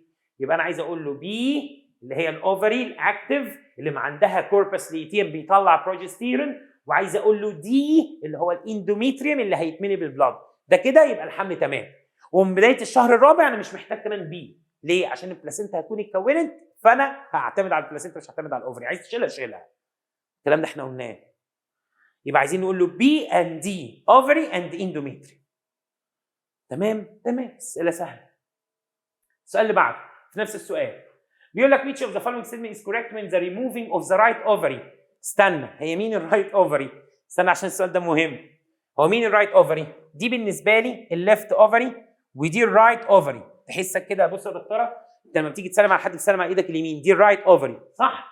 دي الرايت اوفري ودي الليفت اوفري، او كانك باصص لها كده، دي الرايت ودي الليفت. ماشي. حضرتك انت لو شلت الاوفري دي شلتها تهمك في حاجه؟ الحمل هيتاثر؟ رد.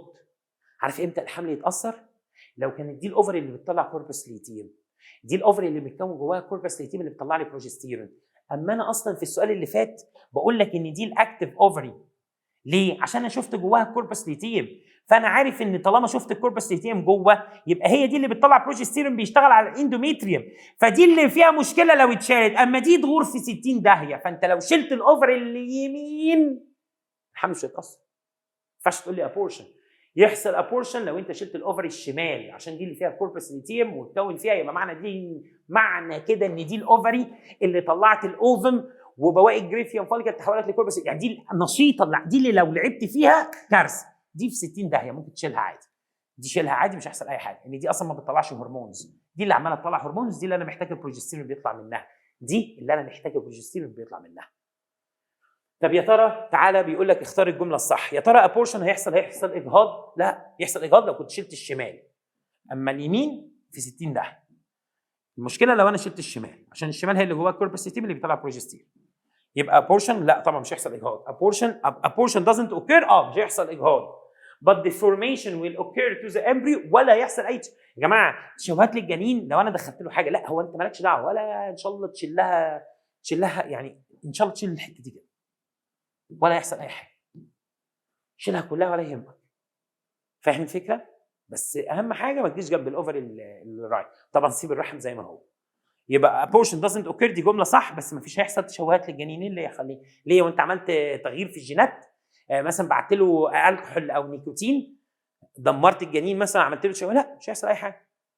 طب abortion doesn't occur but it affects the sex of embryo، هتأثر على السكس بتاع الجنين يعني ميل ولا فيميل؟ لا طبعا يا جماعه. خلي بالك السؤال ده جاي في امتحان دور تاني، يعني عايزك تصحصح معايا. انت عايز تقول ان مش هيحصل حاجه، فهو عمال يقول لك abortion doesn't occur بس بيديك اسباب غير منطقيه غير سليمه. مش هيحصل اجهاض بس هيحصل تشوهات، لا مش هيحصل تشوهات. مش هيحصل اجهاض بس هيأثر على السكس بتاع الامبريو، لا مش هيحصل الكلام ده. الكلام ده مش كلام علمي. طب يا ترى abortion doesn't occur and the embryo will grow normally، الجنين هيكبر عادي طبيعي جدا مش هيحصل اي حاجه. there are no other reason for deformation، مفيش اصلا اي سبب للتشوهات اللي عندي، مفيش اصلا اي تشوهات هتحصل عندي.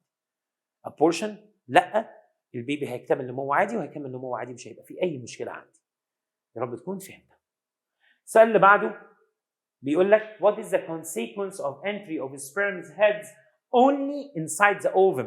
هو مين اللي المفروض يخش جوه الاوفم؟ يقول له رقبتي، هيد والنك. فلما اجي اجيب لك سؤال والكلام ده قلناه، ايه تبعيات دخول راس السبرم اونلي دي كارثه. معناها ان انا بقول لك مفيش سنتريولز دخلت، مفيش نك دخلت، فمفيش سنتريولز دخلت. عارفين ايه اللي هيحصل؟ هيحصل فيوجن وهيحصل فيرتيلايزيشن بس مش هيحصل ديفيجن. هكون زايجوت بس مش هعرف اعمل ديفيجن، وهبقى 2 سيلز اسمهم بلاستومير، مش هعرف اعمل ديفيجن. والكلام ده اكدنا عليه اكتر من مره. يبقى فيرتيلايزيشن هيحصل بس بدون انقسام للزايجوت، صح؟ بدون انقسام للزايجوت.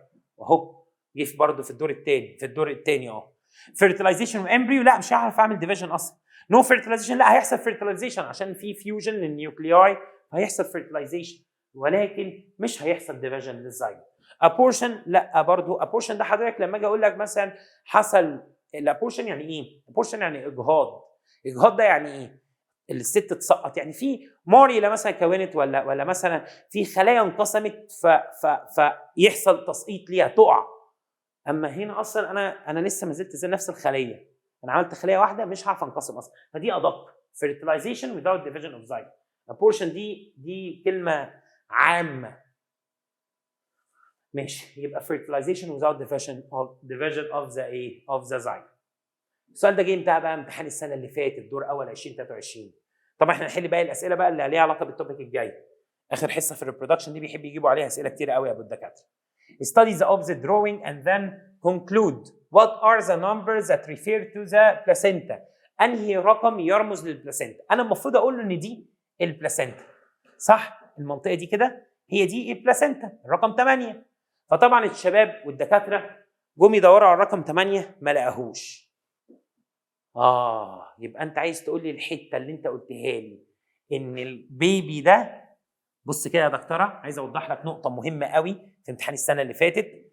انا عايز اقول له ان ده الاوتر ممبرين، مش ده الاوتر ممبرين الكوريون ممبرين. كوريون ممبرين نهايته عملت ايه؟ نهايته ابتدت تعمل الكرونيك فيلاي. الكوريون نهايته عملت الكرونيك فيلاي اللي هي فينجر لايك بروجكشن شبه الصوابع. طب والاندوميتريوم فين؟ الاندوميتريوم، البلاد فيسلز اللي جوه الاندوميتريوم برضو ماشيه هنا. المنطقه دي كده اسمها ايه؟ البلاسينتا.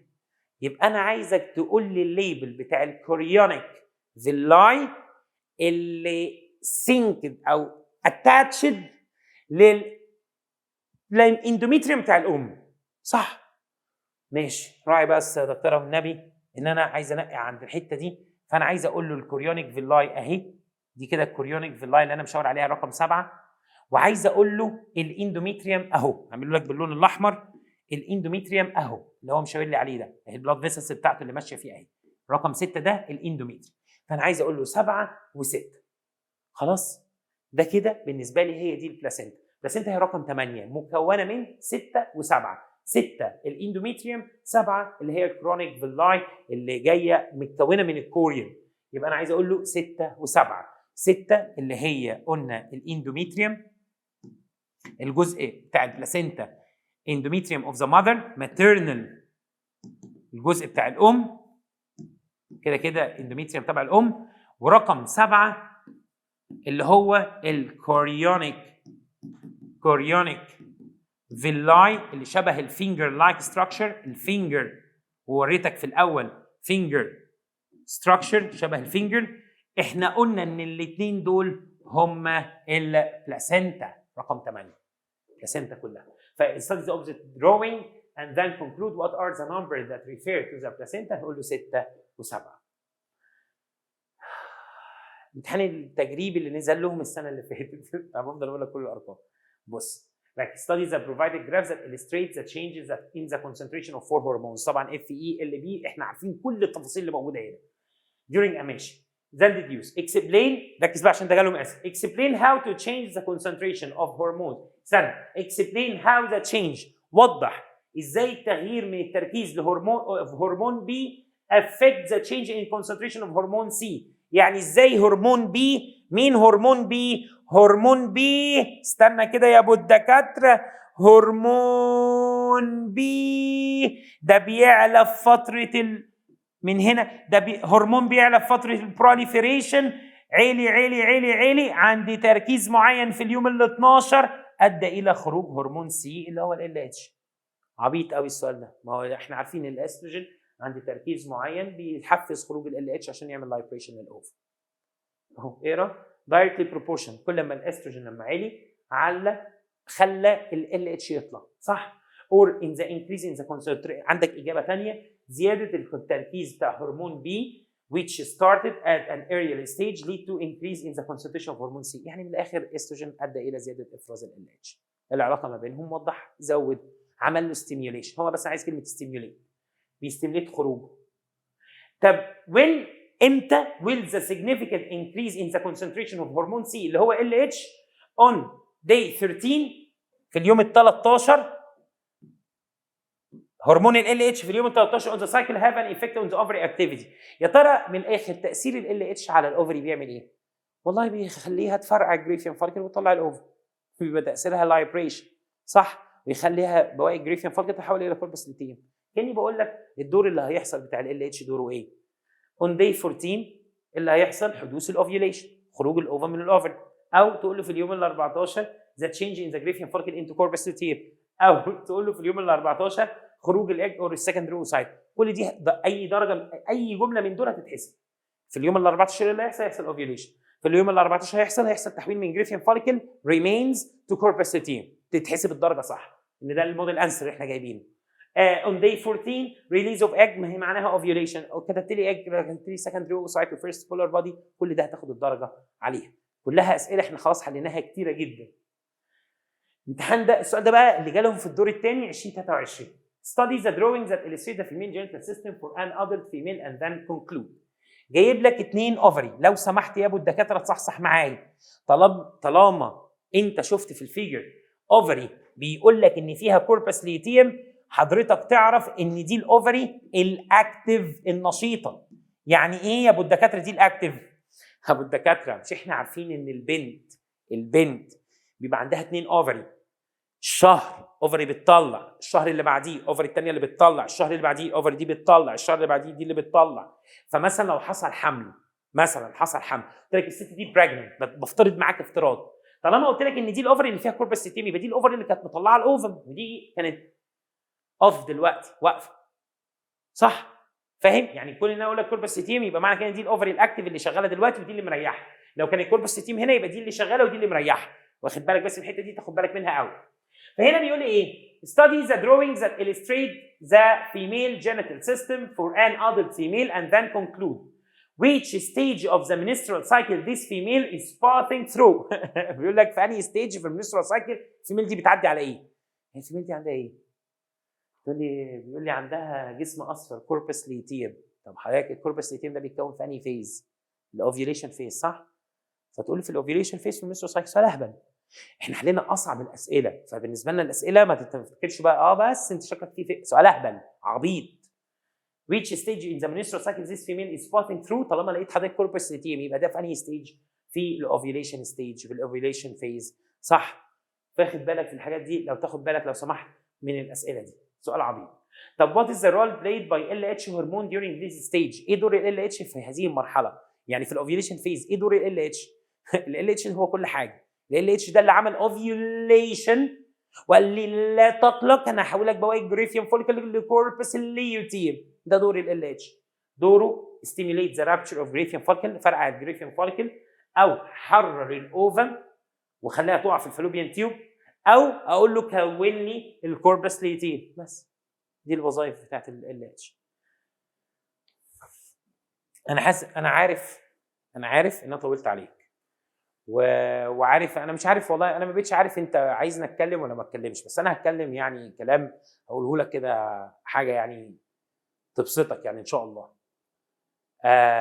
انت داخل على الاجازه، وربنا يا رب ان شاء الله هيكرمك. اتمنى ان انت تكون مخلص اللي عليك لو عندك اي حاجه قبل ما تاخد الاجازه. يعني ايه؟ يعني مش عايزك تذاكر في الاجازه. ليه يا دكتور؟ يعني بص، انا عايزك تفصل كام يوم انت ادرى بيهم، بس ما تفصلش قوي. ودي نصيحه بقولها لكل الطلبه عندي من ساعه ما بدات التدريس. يا جماعه، مشكله الاجازه لما بتفصل قوي قوي دي، وبالاخص انتوا، يعني سيبكم مننا انتوا، مش عشان انا ببص لي عليا انا، انتوا لما بتفصلوا قوي بترجع بتقول ايه القرف اللي انا فيه ده؟ يعني انا كنت مبسوط وراجع هنا، يا عم انا مش عايز اذاكر يا عم. لا، افصل كده بهدوء، ريح اعصابك. هقول لك يعني اللي هو ممكن تفصل شويه سوشيال ميديا، تفصل شويه جروبات، ابعد عن الجروبس خالص، اهدى، افصل السوشيال ميديا، ما تفضلش تعرض حياتك كل حاجه، الحاجات دي كلها بتجيب لك القرع على الفاضي، يعني يا ريته على المليان على الفاضي. فحاول على قد ما تقدر ان انت بجد تسترخي في الاجازه. وعشان تاخد اجازه وتبقى مبسوط وسعيد في الاجازه، لازم تكون مخلص اللي عليك، او على الاقل اتعب قوي قوي قوي قوي لحد قبل الاجازه، واتبسط في الاجازه عشان انت تعبت على الاقل الاسبوع ده. يعني انت هيبقى قدامك اسبوع او 10 ايام، يعني والله تعرف تعمل فيهم كل حاجه، بس اشتغلهم حلو قوي عشان لما تيجي تاخد الاجازه بتاعت نص السنه يا ابو الدكاتره، يكون الموضوع تحس بالسعاده ان انت تعبت وايه وربنا رضى. دي حاجه مهمه عايزك تاخد بالك منها. هي طلعت الصراحه ما كنتش ده اللي انا عايز اقوله، انا بس عايزك عشان تتبسط بالاجازه وربنا يكرمك. قرب من ربنا، مش هقول لك اكتر من كده. والله هتوصل في وقت من الاوقات ما تشيلش الحمل لوحدك، محدش هيسمعك ولا هيحس بيك قده. قرب من ربنا، ما تشيلش الحمل لوحدك، سواء انت او انت. قربك من ربنا مش شرط ان انت، انا قلت لك واكتر من مره، قربك من ربنا ما يخلكش تشيل الحمل لوحدك يا ابو الدكاتره. اسمع كلامي عشان خاطري، انا ياما زمان عانيت، وانا بقولها لك برضو، انا مش عايز اطلع لك اللي انا المثالي والقدوه، دي حاجه بقت مضايقاني عشان كده مش عارف اتكلم معاك، بس انا عايز اتكلم معاك بجد. ياما حاجات كتيره قوي كنت ممكن، يعني ربنا يعني حاجات كتيره قوي ايه، ما تشيلش الهم لوحدك، ما تشارك ربنا في زعلك، في فرحك، في ان انت ربنا يكرمك بمجموع حلو. فده هيحصل مثلا ابسط حاجه الصلاه. فاكر لما جيت قلت لك يا دكتور انا بتصدق وبعمل وبعمل وبعمل وبعمل، اتقالت لي زمان، اتقالت لي اللي ما بيصليش ده عامل زي، وكلامي للكل، عامل زي اللي معاه موبايل وعمال ينزل في ابلكيشن وهو اصلا مش مشغل نت. الجمله دي اتقالت لي كانت مش فاهمها. انت قاعد عمال تنزل ابلكيشنز هتفيدك جدا جدا جدا جدا، بس انت مش مشغل نت، هتشغلها ازاي حضرتك؟ مفيش نت، مفيش اتصال. فقرب من ربنا، مش بقول لك الكلام ده صدقني انت اللي محتاجه، مش انا، مش بقوله لك الكلام ده ليك انت، يعني انت اللي محتاج تقرب من ربنا، عشان انت مش هتقدر تشيل حمل وهم الدنيا لوحدك. وصدقني لما بتكون قريب من ربنا، وانك انت بتكون شخص عارف بتخاف ربنا. على فكره يا جماعه الموضوع ده بقى حاجه اصلا بتضايقني، يعني الكلام ده انا مش عايز، بس والله ربنا انا مش عايز بس اتدخل في الحته دي وابقى انا اللي بقى الشخص يعني اللي بيدي نصايح في الجزئيه دي، بس انا عايزك يا حبيب قلبي تقرب من ربنا، عشان اللي بيخاف من ربنا بعد كده عرفت. يعني انا كنت زمان، مش عايز اقول لك انا كنت زمان بعمل ايه، بس قصدي انا كنت زمان ما بيفرقش يعني معايا، يعني انا ما كنتش شخص مؤذي اقسم بالله في حياتي، يعني عمري ما كنت احب اذي حد، ولكن يعني ما كنتش بعتمد حد، يعني مش قصدي اللي هو ايه، مش فارق معايا حد. بس مؤخرا لما وصلت وبعد ما عملت وجبت، وانا عارف ان انت نفسك تعمل وربنا يا رب يكرمك ويزيدك ويكرمك بالعلم برضه مش باقي حاجه تانية، اكتشفت ان احسن صفه تحب ان انت تتعرف بيها على حد، او ان انت تحب حد، او ان انت تكون قريب من حد يبقى مصاحبك او ملازمك، اللي يخاف ربنا. عشان اللي يخاف ربنا هيخاف يأذيك عشان ربنا، هيخاف يعمل لك حاجه وحشه عشان ربنا، هيخاف يقول لك كلمه وحشه عشان ربنا شاهد عليه. الناس اللي بتخاف ربنا مؤخرا هتعرف ان دول احسن ناس تقرب منهم، احسن ناس عمرهم ما هيبقى على قد ما يقدر مش نفاق. يعني انت طبعا انا مش بقول لك سلم لهم، بس انا قصدي يعني انا حتى في الشغل معاه اكتر حد احب يشتغل معاه اللي احس ان هو ايه يخاف ربنا، يقول لي يلا تعالى نصلي فاروح مصلي وراه، يلا مش عارف نعمل ايه، بحس ان ده شخص ببقى مأمنه الامانه وانا على قد ما اقدر مطمن ليه. ده عشان ده شخص بيخاف ربنا. مش قصدي ان انت يبقى شخص شيخ او حد، يعني في الاول وفي الاخر كل الاديان سماويه طبعا، وكل انا بتكلم من ناحيه ليك انت وليا انا، مش بتكلم من ناحيه دينيه بحته يعني. فعايزك تقرب من ربنا، مش عايزك تشيل الهم لوحدك، ان في الاول وفي الاخر مفيش اي هم. والله افتكر كده كانت اوحش ايام، انا حياتي كان فيها مشكله كده زمان، انا كلامي مرتجل، بس انا فاكر زمان مثلا كنت في 6 ابتدائي، كنت لاعب في الشهاده وكنت مخبيها تحت الكنبه وفاكر ان بابايا شافها انا، بس هو ده اللي انا فاكره. كانت دي بالنسبه لي اوحش مشكله، خلاص كانت الحياه كلها كانت ضلمه، ما بالك بقى عدت الايام وعدت واتضربنا بقى وعملنا. انا قصدي اقول لك اي مشكله في حياتك في وقت من الاوقات لو فكرت كانت اوحش مشكله في حياتك اتحلت برضه بسبب ربنا حلها لك، ربنا وفقك. في ناس يا جماعه، الناس اللي بتبقى، اللي انا بقول لك الناس اللي بتبقى قريبه من ربنا، وعشان كده بقول لك هيخليك قريب من ربنا، لما بيجي لهم المشكله ولا بيجي لهم المصيبه بيبقى عنده يقين في ربنا. شفت الصحفي اللي هو بتاع غزه وائل الدحدوح، شفت الراجل ده عنده صبر ازاي، عنده يقين في ربنا، قريب من ربنا. فربنا يعني الواحد لما بيتخيل اللي هو عاشه مش هيعرف يتخيل ان هو يبقى ممكن يكون في الوضع ده من يوم من الايام، مش هيعرف. بس الناس بتوصل من درجه يقينهم في ربنا، عنده يقين في ربنا، عارف ان ربنا يقف معاه، واصل اللي هو عنده صبر، عارف يمسك يتمالك نفسه. انت تحس ان الواحد مننا لو اتعرض ل1% من ده مش هينهار. فقرب من ربنا عشان ما تنهارش، قرب من ربنا عشان انت اللي محتاج ده، قرب من ربنا عشان ما تشيلش الحمل لوحدك، قرب من ربنا وادعيه ان ربنا يكرمك ويوفقك. وخد نيه قبل اجازه نص السنه عشان تاخد اجازه، انا عايزك تاخد اجازه عشان بعد الاجازه انت هتتنفخ، بس عشان تاخد الاجازه وتتبسط افتكر كلامي، والله ما هتتبسط في الاجازه طول ما انت ما عملتش اللي عليك قبل الاجازه بكام يوم. يعني اشتغل قبل الاجازه كده، حط تارجت لنفسك قبل الاجازه عشان تاخد اجازه، عشان تدوق طعم اجازه عمرك ما هتدوق تاني غير بعد ما تخلص ثانويه عامه. اعمل اللي عليك قبل الاجازه بس كده عشان تحاول تلم على قد ما تقدر، على قد ما تقدر لم. مش بقول لك خلص كل حاجه وراك قبل الاجازه، لا، على قد ما تقدر لم، ما تجعلصهاش وخد اجازه وارجع تاني. انا طولت عليك، ربنا معاكم، واسف على الحصه الطويله دي. طبعا انا حاولت على قد ما اقدر بس ان انا اخليها لك تبقى اطبق عليها افكار كتيره، وانت شفت اسئله امتحانات السنين اللي فاتت كانت عامله ازاي. ربنا معاكم وشكرا جدا ليكم والسلام عليكم.